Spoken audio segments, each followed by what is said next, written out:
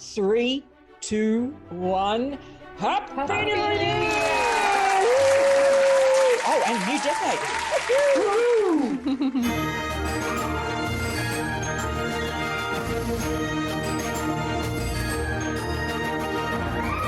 Howdy ho, folks, and welcome to the In Search of Adventure show. I'm your host, Peita D, and I'm coming to you from the Adventure Club Room, where we reignite your curiosity for an extraordinary life, making sure you have all the skills in place to take back control of your own story.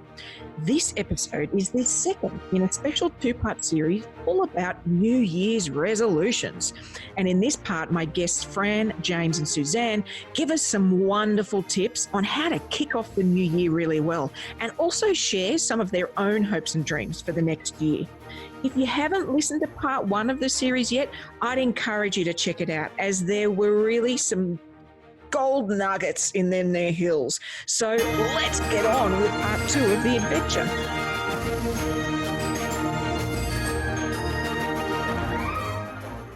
What I want to now focus on is, how do we make the New Year's resolution sort of process better? And one of the suggestions I'd like to make, it's a little controversial. Everybody hold on to your hats. Let's not do them at all. So what do you each think? Let's start maybe with Fran. What do you think about, let's just not do New Year's resolutions? Let's not make that the date that we go about things. Would you agree with that, or would you disagree? I disagree. I think, as we've sort of discussed, there are a lot of issues with those resolutions. But at the same time, it is that energy of, the new and exciting time of year. So you might as well harness that in a positive way. Yeah. But obviously we want to be mindful of making things actionable and realistic. But I do think it's a great time of year to start something, but just to be realistic about it and just, harness all that excitement that we, have with the new year.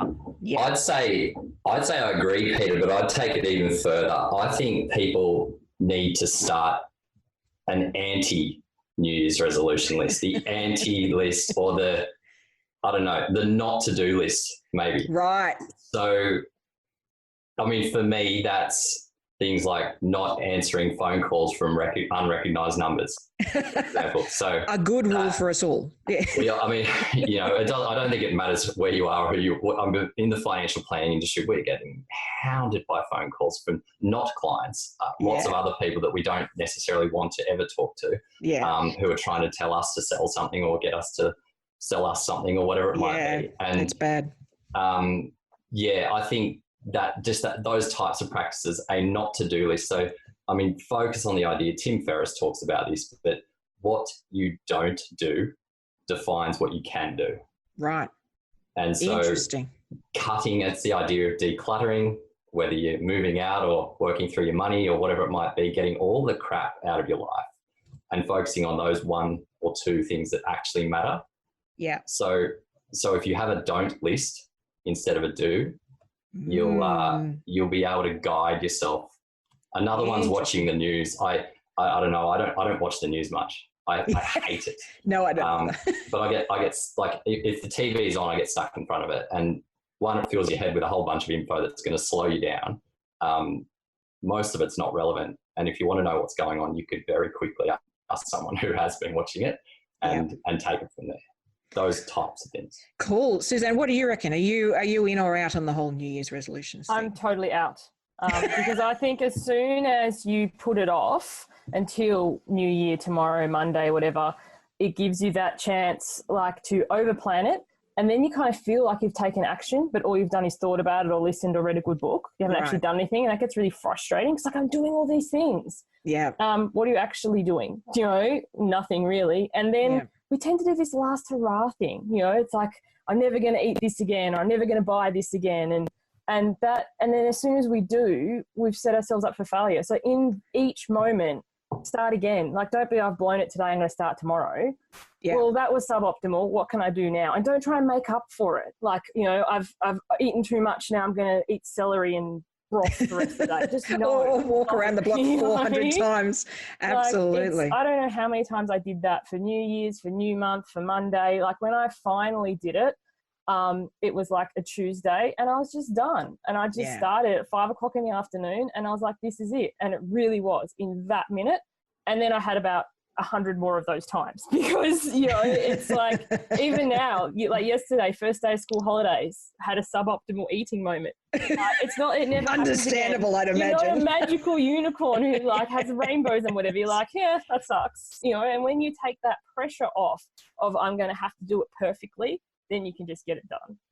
It's interesting. So the approach that sort of each day is a new day is something, and I'm way down the, so, you know, maths brain, geeky to the core. So I love some of the woo-woo, but I struggle with it a little bit. But I have to admit, I've found the sort of starting the day with a bit of meditation helps with that. It's like it is a new day. You're giving it a fresh start, and you clear the mind. And so, yeah, I have to admit, approaching it like, well, it's a new day. I'm going to do awesome today. Let's see what happens. And letting it play out, I think, is powerful. And so I guess I would have said I was a no to New Year's resolutions, but now I'm talking about it with all you guys. I think I'm a part way between what Fran was saying and you, in that the opportunity at this point of the year. So particularly in Australia, lots of us take off a couple of weeks around this time.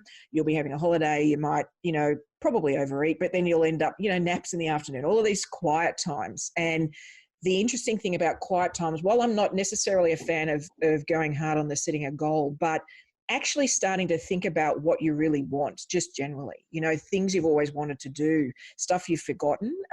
That's where we encourage people to just start writing them down on your dream list. Like just start writing all this stuff down and collect it, you know, because that clarity when you're in the hammock, you've been swinging for about an hour and suddenly you remember that thing you've always wanted to do, you know, it's collecting those, and then throughout the year, do them.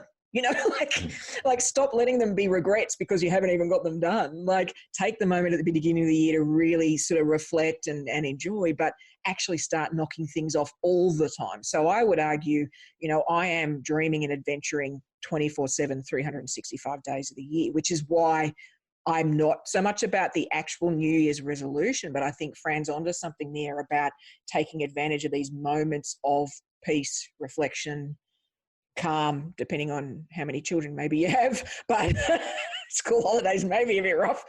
But there is a time of year where even if it's not then, it might be another part of the year you go to the beach with the family, you get to chill. That's probably a great opportunity to let your mind do that smart stuff it does without you really forcing it. You know, there's probably some real value in that. And I think, do any of you have like a list of things that you make that you know, as something comes up, you're like, oh, I really want to do that you write it down? Are any of you doing that? Fran, have you got a list? Yeah, so I do something for myself, and when I run workshops and that kind of thing, mindset kind of workshops, I have this perfect day plan, which is basically exactly what you said. So it's, you know, because I think a lot of us are stuck in those jobs and in those, you know, I don't know, environments that maybe we're not so happy and fulfilled. So it's really just, I just have a Google Doc where I've just laid out the vision of what I want to create. And it's, you know, it's not in a super pressured way or anything, but it's like, what would really excite me? And what would be that, you know, what would I be so, you know, proud and fulfilled to have achieved in say like 5 or 10 years. So it's quite a long ways away. And then that just means that as I move along, I can tick off those things and start to get really excited about it. And it's interesting when you do start collating these things that, and once again, I'm heading into woo-woo territory and have no authority to do this, but is when you do sort of lock that into something, it's a document or a book or whatever, the universe starts sorting that stuff out for you. You know, the minute you put it out there, suddenly. So I, some time ago, was reminded that I love all things space and NASA, and, you know, I've watched the movie Space Camp about 400 times when I was a kid, and, you know, full geek. And then I'd sort of forgotten all about that, and then wrote it on my list about 2 years ago, and just recently managed to do a behind the scenes tour of NASA that should never have come across my radar. But I had put it on and said, I really want to do this and I really want to get back into it. And it got sorted, you know, so sort of crystallizing some of these things, if only it's just putting it somewhere, no pressure. You know, something like Trello can be really good for this, where it's just dump it in with a cool picture, add it in, you know, and we'll give you guys the list to this, listeners, but something like that where you just sort of dump things in. This isn't a to-do list. You know, this isn't about pressure. This is about making sure you capture all this stuff that's awesome and then just randomly pick one. You know, I'm going to go off and do this. You know, how about you, James? For your sufficient fun stuff, do you guys encourage people to continually think about how they want to live and what they want to do? Yeah, that whole define sufficient meeting we do that starts things off. That's a very goals and dreams oriented process, right? We get a few dot points from clients up front. We get it and as a starting point, and then we spend 90 minutes together building it out. So I love challenging people and all of that type of thing, and just seeing if this happens, how does this look? How are you going to feel about that? Going through a lot of those questions and digging deep, because if you ask why enough. I think we've discussed this before. You become the annoying toddler. Why? You'll get to the gold eventually, and that's the stuff. Like if a client tells me they want to travel, why? Where are you going? Why? What are you going to do? How's that going to make you feel? And then all of a sudden you uncover they want to go back to Brazil to meet the partner's family and see how they live and all this stuff that has real tangible benefit to it. So you get to think about it. You get to taste the food. You get to think through what it's going to smell like when you walk off the plane. You know, all of those types of things that actually make a goal real. It is how it feels, right? It's got to be how it feels, and I think that's, you know, part of what Fran was touching on there. It's what's going to make me feel good. That's what a perfect day or a perfect year or decade looks like. Is how did I feel? It's not all the to-do, it's the feeling, right? Or the magic, you know, the moment. We do a lot of that ourselves for sure. So, I mean, I think just like Fran said, I think that list, we've actually got, I mean, I run the whole business with a massively technologically focused, because you're all virtual, right? We're trying to run it from home, and we have to, and we don't have a choice. So we're doing a lot of this, the Zoom, the video meetings and so forth. But for the goals list, we actually have, and this is just because it happened to be there at the time last year when Tash and I and my wife sat down and we did a massive plan. And it had been a while. We'd come out of through some fairly rough times, bringing a couple of young kids into the world, and finally got to a point where we could sit down and reset. It happened to be the start of last year. Yeah. So that worked. It was New Year's, but we made a massive list in random colours on a big bit of cardboard because it just worked. And I've got it in the cupboard just behind me, and we'll pull that out again in the next couple of weeks and revisit and go back through it. And I think for some people, the computer's locked away and it might be too far away to actually see it. Yep. For us, I do rip that out every now and then, and it does immediately kick you back into gear if you've been a bit slack or lacking motivation or whatever it might be. That's where the power of the big list comes into play, I think. But if you are, you know, I think once you've made that big list, find the one, maybe two things that really are important to you right now. And when you talk about deadlines, I think the only reason a deadline can work is if you make it short enough and put a lot of pressure on yourself to actually go and do it immediately. A small action and a short deadline. Then revisit, and another small action and a short deadline. You know, it's really interesting. I think you and I would both say, so there's this strange process when you're a financial advisor where you, it's literally in the documents, would you believe? So what are your dreams and goals for your future? Now, having been in the game a while, the blank face that you get when you ask that question, most people haven't worked their dream muscle. It's not something they've really developed because, as we were saying before, they sort of go with what society says. Okay, so I'm meant to buy a house, have kids and retire. Like those are these big picture things, right? And they haven't built that dream muscle. And I think just starting with having the conversations, if you're a couple, just having the conversations, what's something you've always wanted to do? You know, I mean, I've had meetings where the husband confessed he's always wanted to pull apart and rebuild a Harley Davidson. His wife, they'd been married 20 years and she had no idea. Now, that wasn't about the secrecy in their marriage. That was just about us not acknowledging, collecting, and sort of celebrating the things we'd love to do and then, you know, eventually getting to them. So just building that muscle and sitting down. I mean, I love the idea of having a bit of paper, even getting a whole lot of magazines, cutting up some pictures, of things that appeal and sticking them out there. The whole vision board thing for all, it can get a little wanky, I think, for some people. It does, anytime something's tactile and visual, it gets the brain working, right? It gets the imagination working. Suzanne, is that something that you sort of tap into with some of your clients? Because I think, I don't know whether you'd agree, but to me, weight loss in and of itself isn't a goal. It's maybe something that people need to do to get to something else they actually want to do. Is that a valid description? When they realise that, it's game changing. Because most people I will speak to on an initial chat will be like, I ask them what their goal is. I don't want to be fat anymore. I don't want to be fat anymore isn't a goal, because for a lot of people, when they lose enough weight and they're not fat anymore, well, I don't really know what I am, so I gain the weight back. So they have this long history of losing and gaining, because weight isn't really the problem. It's a physical manifestation of a mental and emotional problem. I'm quite woo now.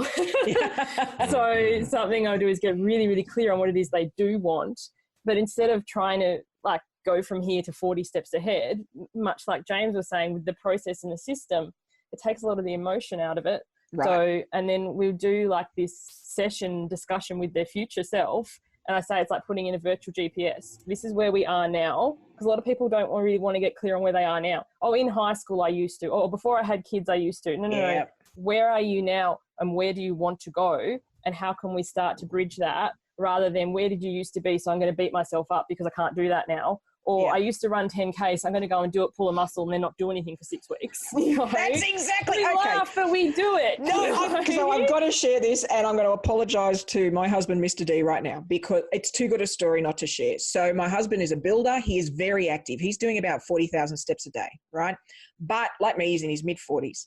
I went away for 6 weeks to Europe and the States, and I checked in with him like I normally do. How's it going, Louie? Oh, good.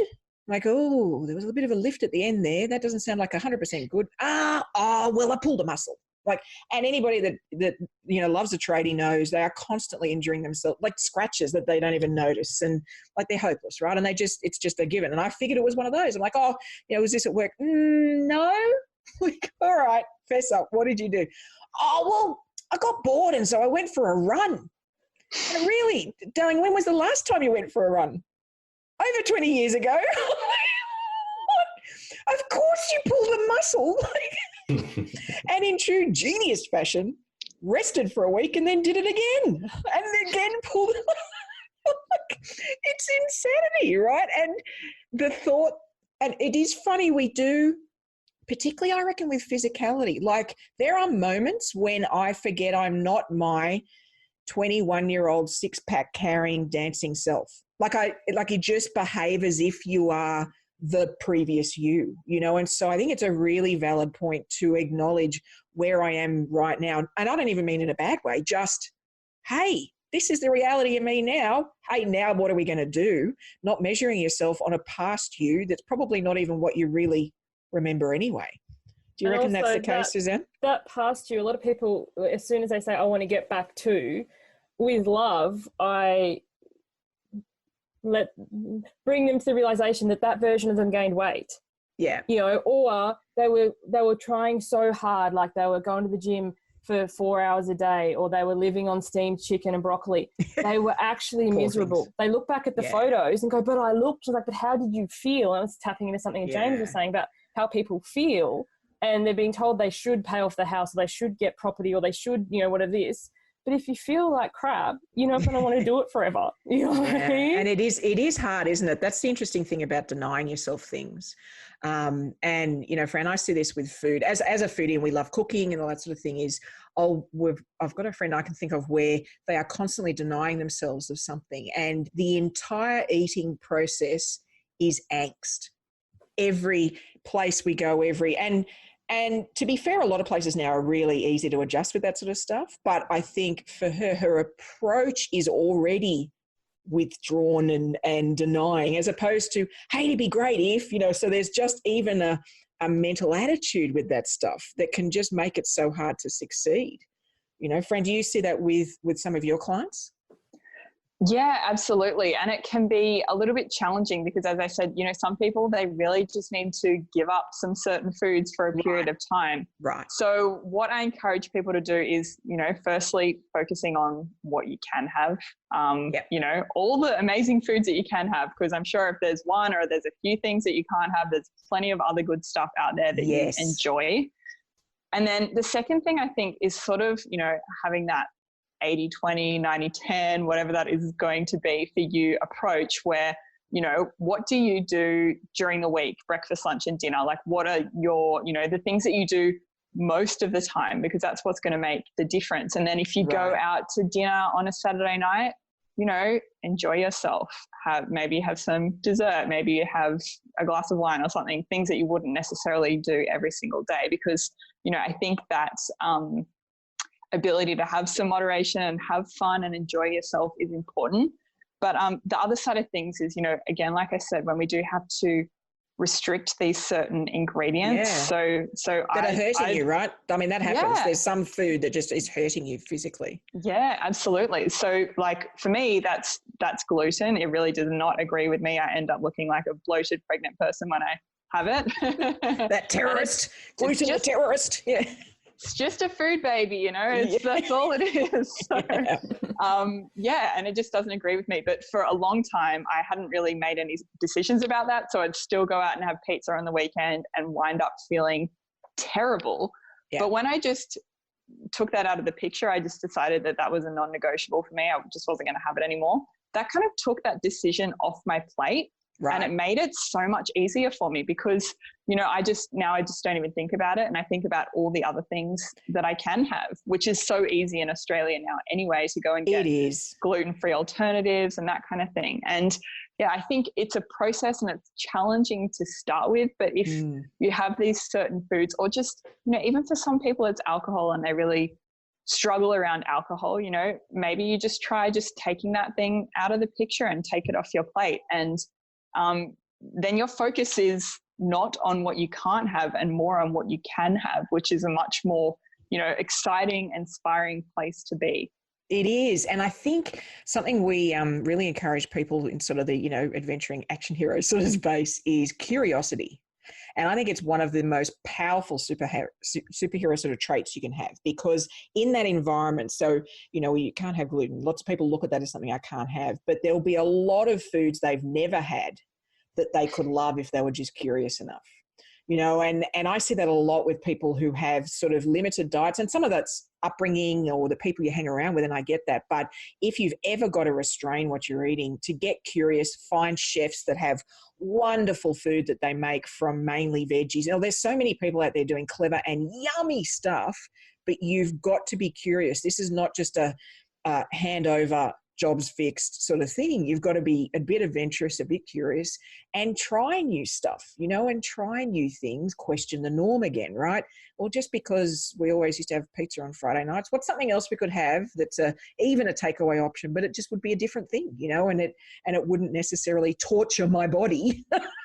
Ash is reading a book at the moment called One Meal a Day, and it's a phenomenal book by it's James Cameron's wife, Suzy Amis, I think it might be. Ooh, anyway, she's amazing book about trying to have one plant-based meal a day.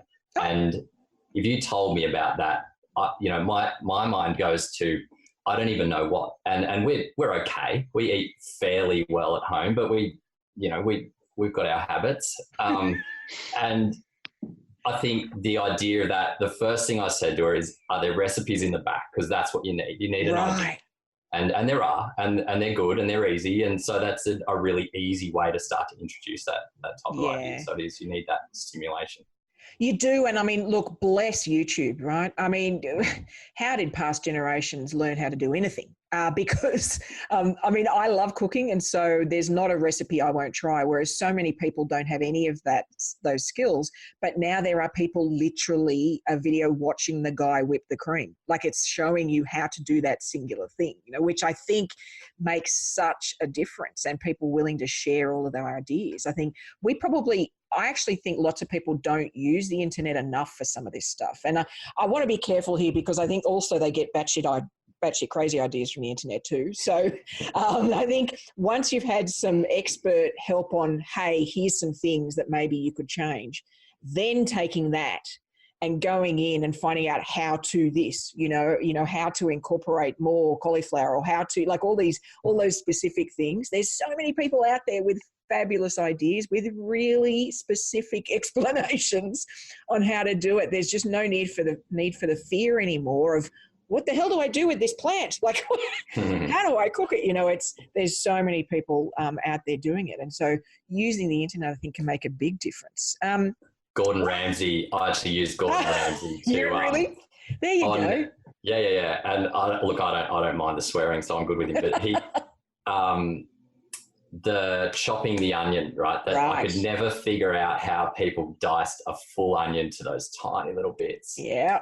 Until I did the, chop it in half down the other way, not that normal way, and then slice through it, and then, and he taught me in a couple of minutes, and I haven't looked back. Correct. And it can be as simple as a cheap, inexpensive little gadget.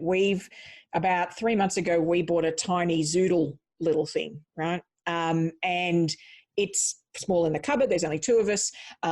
But we've had zoodles instead of pasta, instead of all sorts of things, so many times, not noticed. Like, I've not noticed the difference. But this little tool was the thing that got us over the hurdle. And we've just completely changed that, So sometimes you've just got to ask out, guys, how do I get over this hump? And somebody can come up with, a solution. Now, I wanted to come up with suggestions from each of you. So it's now, the episode's going to land on the 2nd January. They're in the new year. What sort of thing, have a think about what sort of thing you would suggest, each of you would suggest somebody could just start the new year with. And so it doesn't necessarily need to be a resolution, but it could be a new habit or a new thing that they could start doing. So while you're cogitating, I'm going to start with mine. So I would like to suggest that we start a Tadar jar. Now, I'm going to show the other guests here what a Tadar jar looks like. Magically just looks like a jar, right? But a Tadar jar is the genius sister to the evil twin, the to-do list. So to-do lists are quite demotivating, right? Whereas in a Tadar jar, what happens is during the year, every time you do something you love, you read a book you're excited about, ticket stub from a concert you went to, photo of you and a girlfriend you haven't caught up with for ages, they go in the jar. And then on January 1st, what you do is tip the jar up and look through your year. And I just think we all forget the awesomeness that has happened in the year before us. We're just hopeless at it. There might be one highlight. Somebody goes, hey, haven't seen you for a year. What have you done?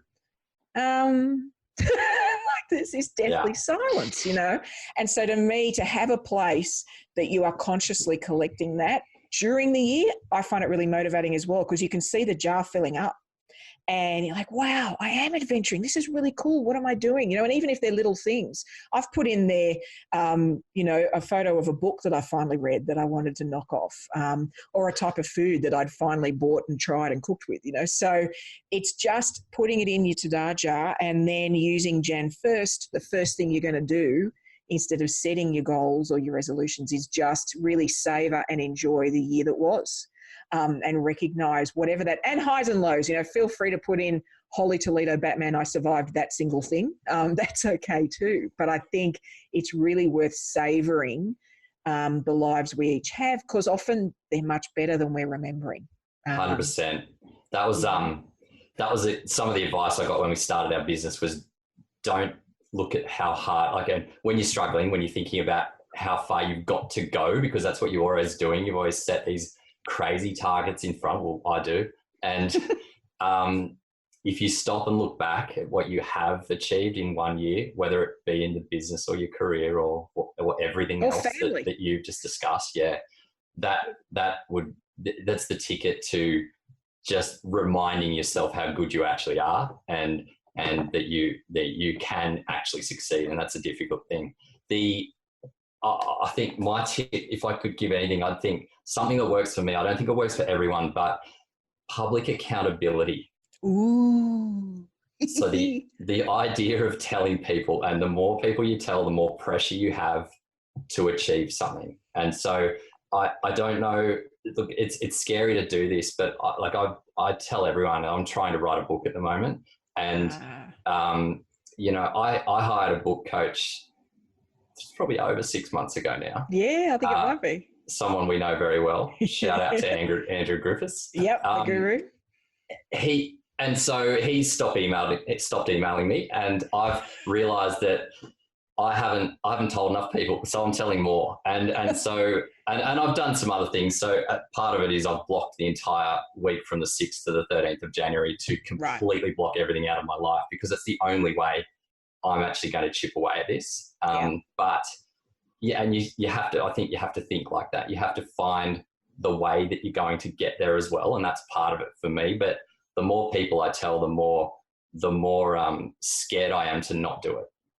And it's, once again, though, it's also manifesting it because you're talking about it more, which reinforces it for yourself, I think. Like, I think it reinforces your interest or not, because you'd stop telling people if you'd lost interest, right? So you'd stop talking about it. But if you keep on telling people about it, I mean, it's funny with the book thing. I did exactly the same thing with my first book. But in fact, I was part of a group where you had to do 30,000 words in 30 days. So the week before that kicked off, I told everybody I was going to write 30,000 words in 30 days, to the point that I had girlfriends who'd ring and go, "Oh, Peita, do you want to catch up? Oh, wait a minute. Is this going to get in the way of your 30,000 words?" Like, they were calling me on it and adjusting life for it too. And I think maybe that's a point about, you know, telling people about things is let them help.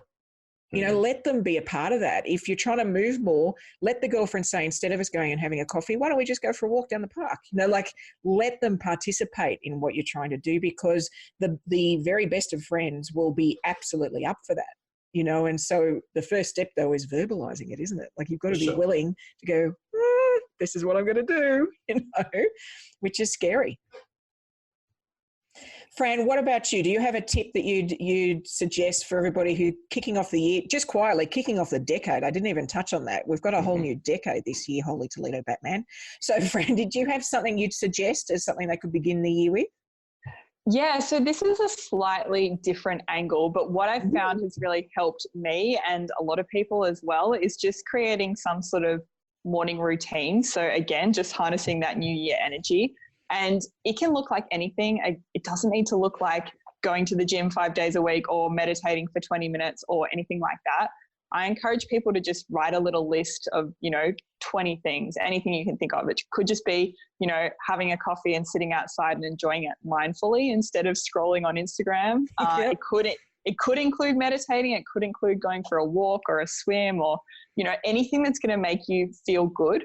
And then every morning you wake up and you just pick something off that list. And that might mean that you need to wake up 10 minutes earlier. All you need to start with is 10 minutes because, as we said, you want to start with something that you can actually stick to and make it really manageable.